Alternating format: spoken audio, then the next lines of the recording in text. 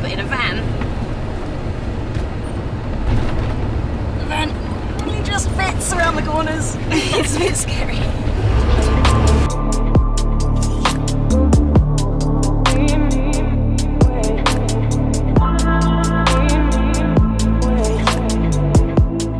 As we left the dizzying heights of the Stelvio Pass, we were greeted by luscious green pastures and orchards below. We drove through one of Italy's largest apple-growing regions until eventually the famous peaks of the Dolomites came into view.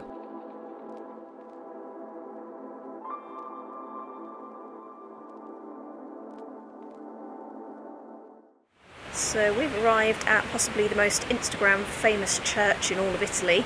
It's the Chiesa di San Giovanni in the background there. The problem is, you have to pay to get into the field to take a photo of it.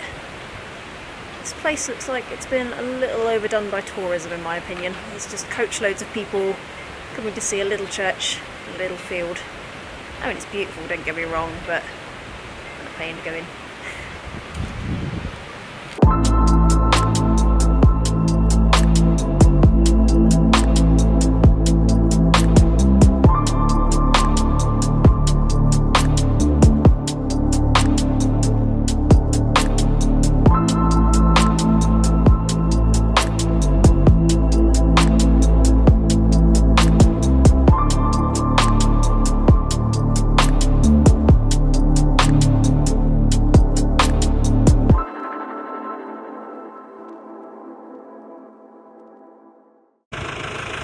Morning everyone, just woken up in this lovely little car park in the Dolomites, but unfortunately someone's stolen the view, so we can't exactly show you where we are right now, but trust me, it's beautiful.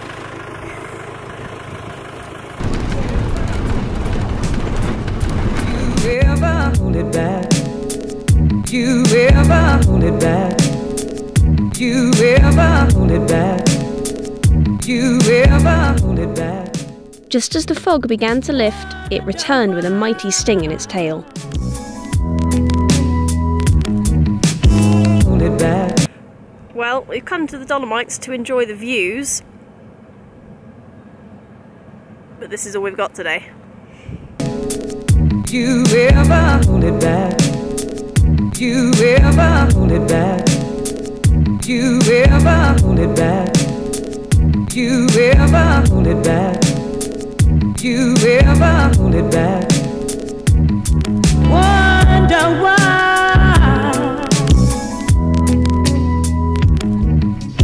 Hold it back. You ever hold it back? You ever hold it back? Oh my god! You ever hold it back? You Fog has finally lifted. Check that out. That is beautiful. Good morning. We stayed at this beautiful little spot last night. Last night we're fairly certain we actually heard a bear outside the van just in the woods behind us.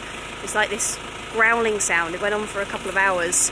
It's quite exciting. We didn't get to see anything, but I think we'll stay here again tonight just in case we do. Anyway, the fog's cleared this morning and we're going to head off on a hike up to the Lago di Soparis, which is about 1900 metres, so hopefully it won't be too challenging. It'll be worth it for the views.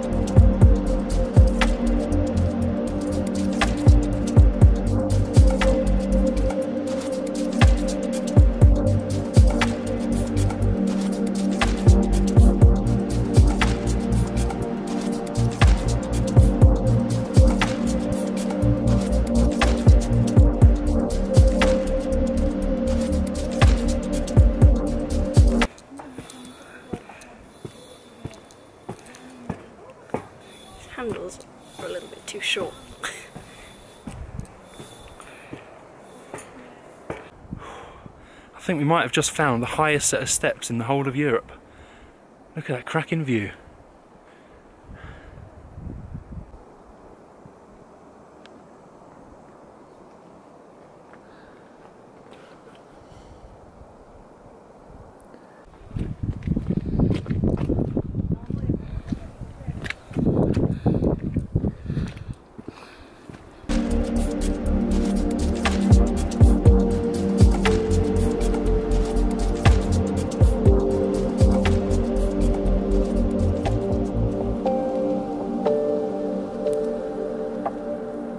We're nearly at the top, nearly at the lake. It's like a motorway up here. Constant flock of humans. Not quite what I had in mind today.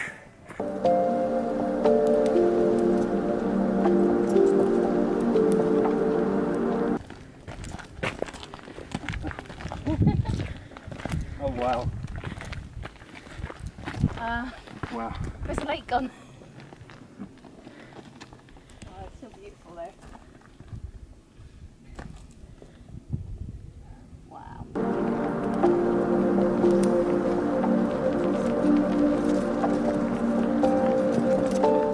After a few hours, we made it to the Lago di Sorapis. At 1900 metres, the lake's milky colour comes from the clay that sits at the bottom. Although unfortunately most of the lake has dried up by autumn, it was still a beautiful sight, and that fact seemingly hadn't deterred a lot of other people from visiting too. So there's actually a little refuge up here called the Rifugio al Soparis, which do like hot food and drinks and things like that, and apparently they actually get all of their supplies delivered by helicopter, hence this helipad here. It's pretty cool. I think it's cheating a bit personally. We began the descent just as daylight was fading behind the mountains and the evening chill had started to set in.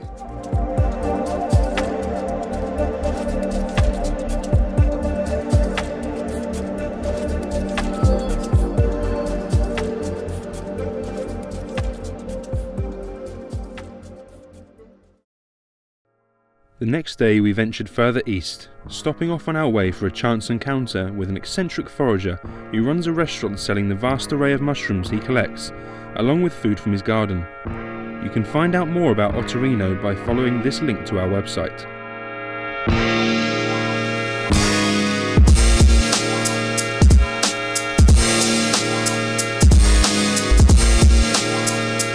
What happened? Is that a landslide? Oh no. Just found this wicked little road near CIME, hope I got that right.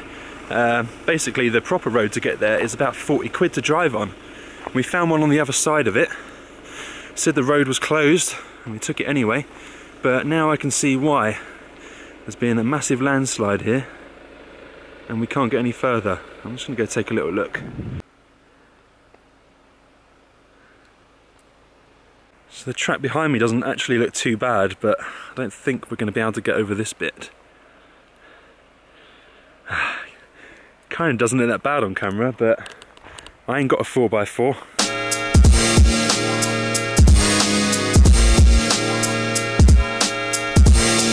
Well, I think we found the end of the road. It sort of just gets washed away into this river. That might be why it's closed. Sort of looks like a path. Oh my god. Just sort of walking through the riverbed. Casually.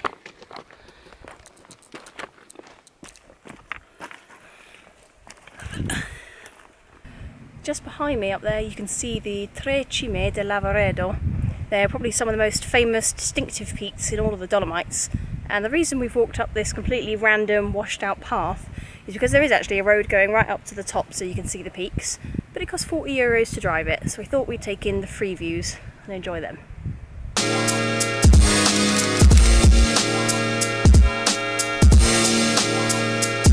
We're going to be a bit naughty tonight. We're staying somewhere we shouldn't be staying, down a shut off road. We've been exploring it for a couple of hours. Seems like there's been a lot of landslides here recently and most of it's quite inaccessible. What I'm actually walking over now should just be woodland, but as you'll see in a minute, There's been a massive landslide and it's kind of changed the landscape quite significantly. Take a look at this.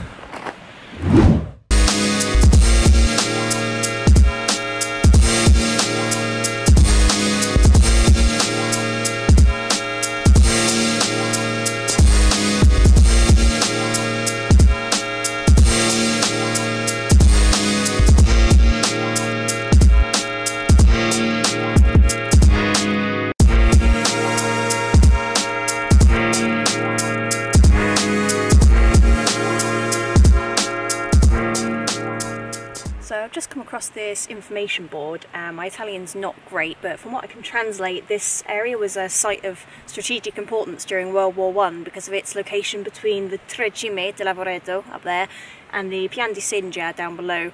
So this whole area used to be a military site, and there's a map here showing how they used to have the barracks further south, the infirmary, the water points, the latrines, the kitchen and everything like this all lined up along the river. And there was a battle fought here, I think that says in 1916, where 19 people lost their lives, unfortunately. So the cemetery's still here, it's just up the river a little bit, so I'm going to go and have a look at that.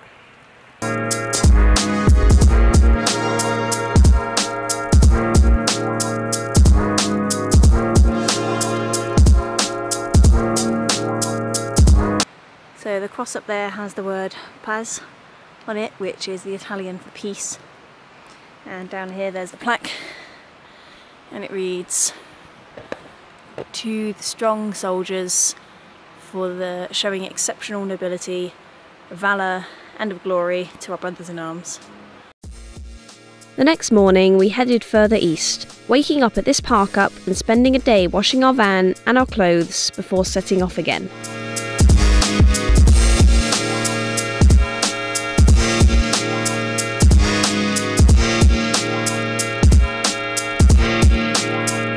Today we took our van to ATS Euromaster to get the tracking sorted because we've been hearing this like crunching noise coming from the steering box, so we thought maybe that the tracking was out of line and might be putting some stress on it. And when we took it there they found a whole host of other problems, like we had a flat inner back wheel which we hadn't noticed. The drag link arm had no nut on it, and we'd heard something ping off like a few days ago and we didn't really know what it was, and it turned out that the nut and the washers had pinged off that. So they fixed that for us, and then they pointed out that our track rod ends were pretty knackered, but luckily we've got spares of those. We knew this was coming, but they couldn't fit us in until tomorrow to deal with all these problems, so we've just come and parked up here by this huge dried up riverbed for the day to dry our washing and get some work done, but it's pretty nice.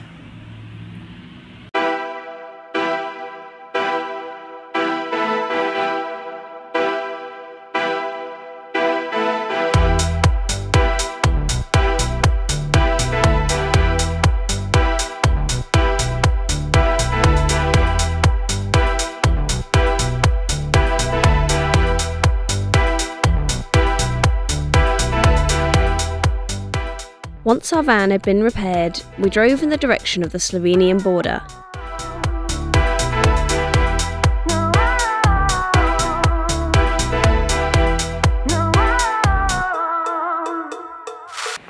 Something we've noticed while driving through this part of Italy is that all of the road signs are actually written in two languages, and we looked it up and apparently there's this language called Friulian, I hope I'm pronouncing that right, that's spoken exclusively in this part of Italy, which is called Friulia. So yeah, it's a Romance language, it's quite similar to Italian, but we found out there's actually about 34 different languages / dialects in Italy, which I had no idea, and the thing we consider Italian is actually Tuscan Italian. Fact of the day.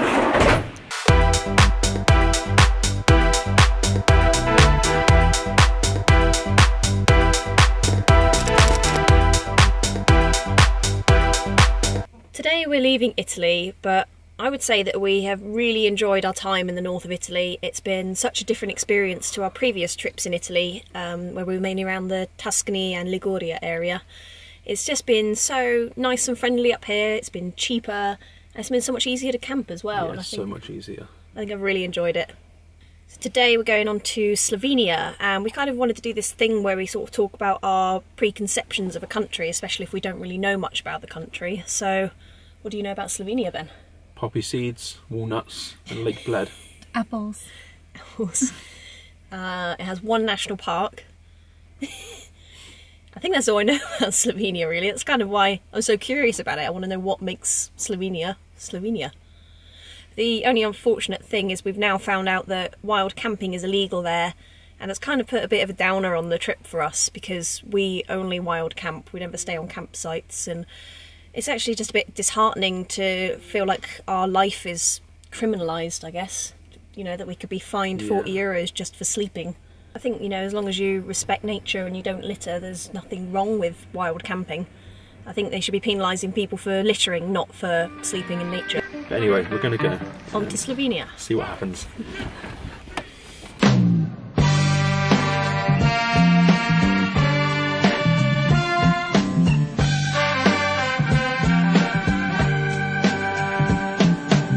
Down and out, and you feel real good. Come on over to the place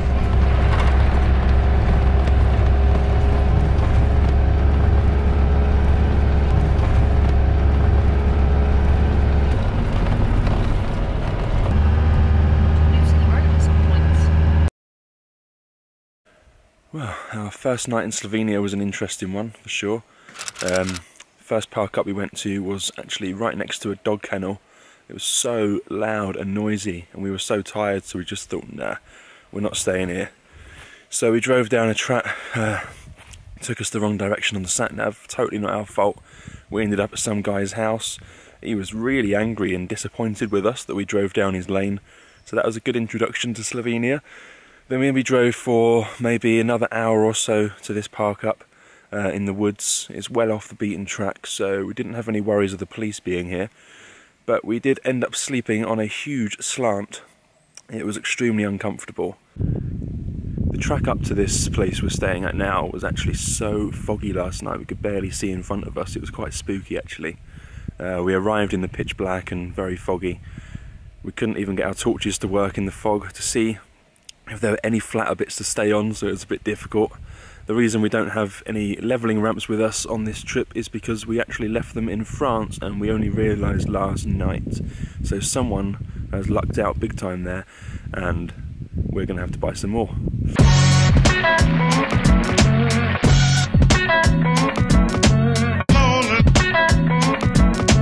and you feel real good. Wow, such a beautiful place. Oh, it's just a sign. So we were going to hike up to the Velika Planina, the big pasture plateau, but there's just no entry signs on all the roads to all the car parks. It doesn't seem like they want you to go up there. We can't find a way up there, and it's like a 2-hour hike from where we woke up this morning, so we've just decided to give it a miss. And we're going to head... Excuse me. And we're going to head straight over to Hungary today because I cannot deal with the anxiety of every time a car drives past us at 5 in the morning thinking it might be the police who are going to find us. So, sorry Slovenia, not this time.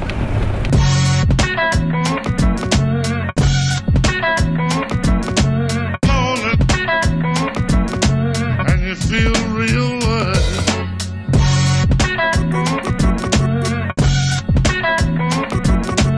What have you seen?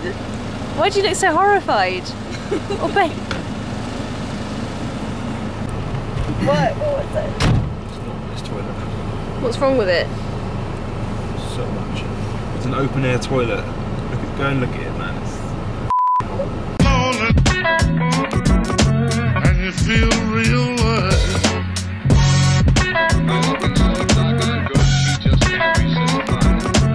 I feel like we might not have given Slovenia the credit it deserves. It's a really beautiful country, the scenery is amazing, and you can drive up all these cool forest tracks, and everyone's actually quite sensible at driving on the road, so you're not too stressed out. It just doesn't really suit our kind of travelling, I guess, because we prefer to wild camp everywhere we go, and it's not really possible to do that in Slovenia as much. So we're in no way dissing the country. It's a beautiful place, and maybe we'll come back on foot one day and do some hitchhiking and stuff like that. But off to Hungary now. And you feel real good. Stopped for lunch. We're soon going to be arriving in Hungary, so we thought we'd kind of talk about everything we know about the country before we get there. Ben's not included in this because he's been to Hungary before, so Dana, what do you know about Hungary? To be honest, I don't really know anything about the country. What comes to mind is horses. A lot of horses. I know goulash, and I know that Hungary's very flat. It's got a lot of plains. I think that's about it, actually. Educational. Yeah. But you've been to Hungary before. What was it like? What did you do? Yeah, I just got drunk a lot 4 years ago and I don't really remember much, so it's kind of all new to me too. Welcome to MAGYARORSZÁG.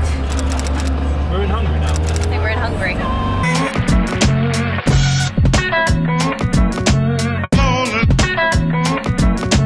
And you feel real light. So we've just arrived in Hungary at our first park up by this beautiful lake. The sun has just come out for us, and so is this beautiful rainbow. And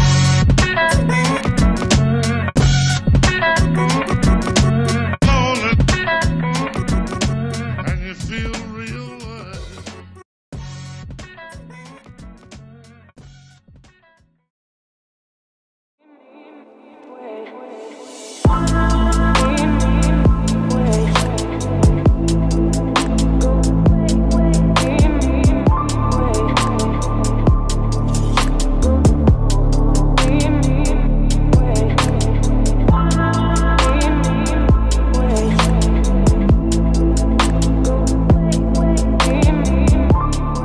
After a couple of rest days, we set off toward Lake Balaton.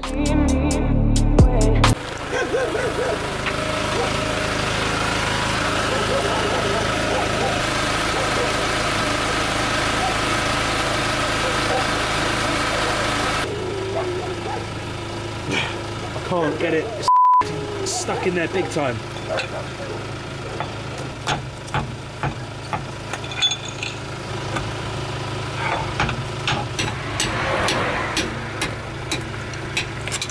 Yes. Whoa. After that minor hiccup, we set off again, taking a cross-country route to get to the lake. We've just arrived on the shores of Lake Balaton.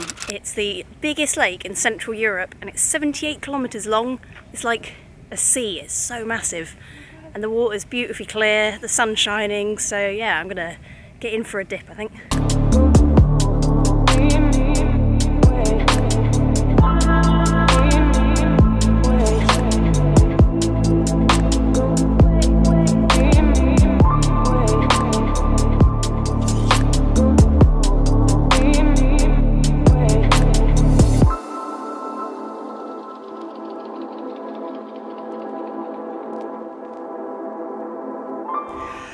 That was lovely and refreshing. All nice and clean now, ready to head to the city. We've read online that apparently this lake water is so clear and pure that you can drink from it, but having been in there, it's a bit murky and I think I'll pass. Also, someone literally just peed in it.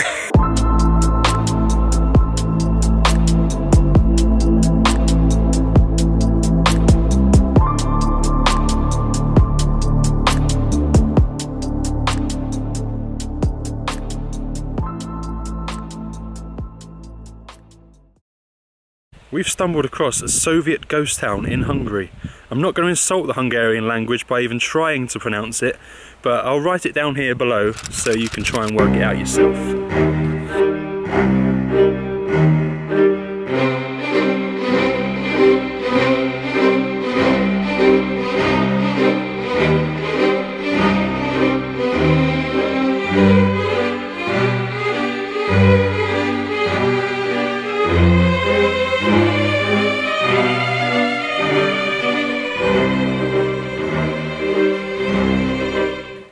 Left in this building, but we have just spotted some Soviet era wallpaper. Fancy. Some of it has even got little bits of Russian written on the back of it.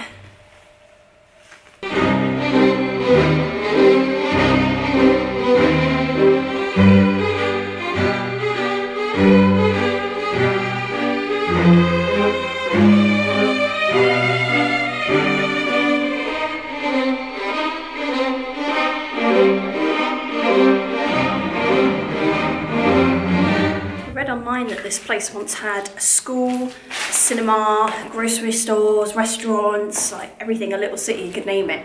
And I think we may have found the cinema.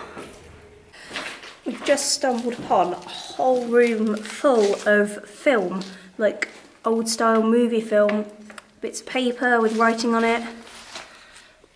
So cool. This is history here.